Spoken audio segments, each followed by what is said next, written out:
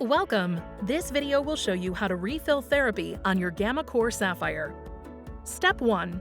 Place your gammaCore Sapphire on a hard, flat surface with the display screen facing up.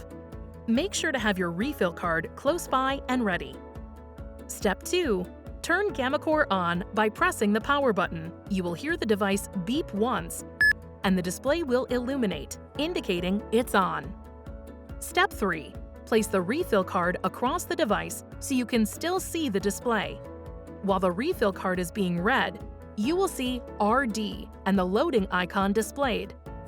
The card should remain in place for at least 10 seconds until you hear the device beep twice. Once your device has been loaded, the display will show you the number of months or days remaining. Your gammaCore Sapphire is now ready to be used for treatment.